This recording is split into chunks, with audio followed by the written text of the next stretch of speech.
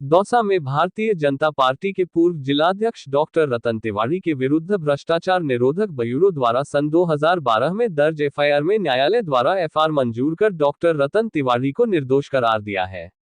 ज्ञात रहे कि डॉक्टर रतन तिवारी ने सन 2012 में अमरोसिया कॉलेज ऑफ नर्सिंग के लिए आवेदन कर राज्य सरकार से अनापत्ति प्रमाण पत्र प्राप्त किया था, जिसमें उक्त कॉलेज हेतु 2 वर्ष में सभी आवश्यक अर्हताएं पूरी कर इंडियन नर्सिंग काउंसिल व राजस्थान स्वास्थ्य विज्ञान विश्वविद्यालय से मान्यता प्राप्त करनी थी।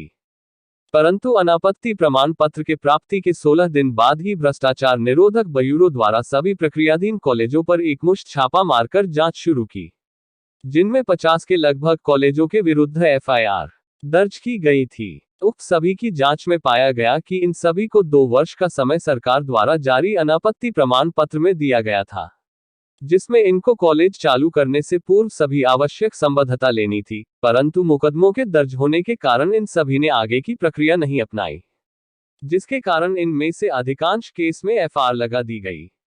मामला दर्ज होने के बाद एसीबी की जांच में पाया गया कि इन कॉलेजों में कभी कोई प्रवेश नहीं लिया गया, न ही किसी भी प्रकार की कोई फीस ली गई, न ही कॉलेज चालू किए गए, न ही राज्य सरकार को किसी प्रकार की राजस्व हानि हुई और न ही इनमें किसी प्रकार का भ्रष्टाचार हुआ है।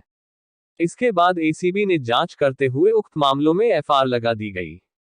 उक्त प्रकरण में प्रारंभिक एफआईआर में डॉक्टर रतन तिवारी को मुलजिम भी नहीं बनाया गया, परंतु बाद में भ्रष्टाचार निरोधक ब्यूरो ने पीसी एक्ट की धाराओं को छोड़कर भारतीय दंड संहिता की धाराओं में भी डॉक्टर रतन तिवारी की जांच की।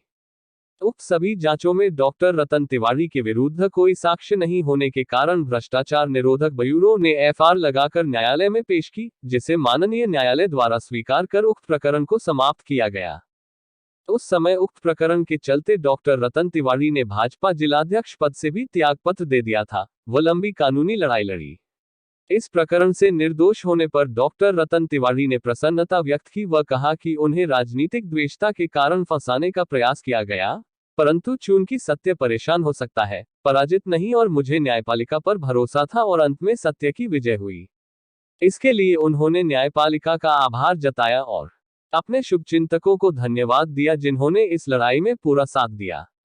इस अवसर पर प्रेस कॉन्फ्रेंस में पार्टी के पदाधिकारी भी उपस्थित रहे। दौसा से हेमंत के शर्मा की रिपोर्ट। मेरे खिलाफ एक 2012 में मुकदमा दर्ज हुआ था नई कॉलेज के एनओसी को लेकर। उस एनओसी को लेकर के 2 वर्ष का हमें समय दिया गया था कि हम कॉलेज की सारी जो अहर्ता है वो पूरी करें, आरयूएचएस और आईएनसी से मान्यता प्राप्त करें और उसके बाद उस कॉलेज को चालू करें। लेकिन 16 दिन बाद ही एसीबी ने सभी कॉलेजों पे जिनको एनओसी मिली थी छापा मारा और उन सबके विरुद्ध मुकदमा दर्ज किया। वो लगभग 50 की संख्या में कॉलेजेस थे। उन सबके विरुद्ध जब एफआईआर दर्ज हुई और उनकी जांच हुई तो 2015-16 तक लगभग 40 से ऊपर की कॉलेजेस को इस आधार पर एफआईआर लगा दी गई कि उनके खिलाफ कोई केस इसलिए नहीं बनता क्योंकि ना तो वो कॉलेज खुले, ना उनमें स्टूडेंट भर्ती हुए, ना उनमें किसी फीस का लेन देन हुआ, ना इसमें किसी इंस्पेक्टर या उनके बीच में कोई पैसे का लेन देन हुआ और ना ही राज्य सरकार को किसी प्रकार की राजस्व की हानि हुई। इन सब आधार को लेकर के लगभग 40 से ऊपर कॉलेजेस पर एफआईआर लगा दी गई। हमारी कॉलेज पर भी उस एफआईआर के लिए हमने अपेक्षित था कि लगेगी, लेकिन 2015 के बाद 2022 में मुझे ये पता लगता है कि मेरी कॉलेज को और मेरे ऊपर अभी तक एफआईआर नहीं लगी है और उसमें पीसी एक्ट की धाराओं को हटा दिया गया है, बल्कि आईपीसी की नई धाराएं जोड़ दी गई है, जो एसीबी का काम नहीं है। यदि आपके ऊपर आईपीसी की धाराएं होती हैं तो आप संबंधित थाने में रिपोर्ट करते हैं और संबंधित थाना उसकी जांच करता है, लेकिन वो जांच एसीबी ने की और एसीबी ने उस जांच में आईपीसी की धाराएं जोड़ दी। जब मुझे पता चला तो मैंने डीजीपी से संपर्क किया। जब डीजीपी से रिलीफ नहीं मिला तो मैंने कोर्ट में लीगल जो रेमेडी थी उसके लिए मैं गया।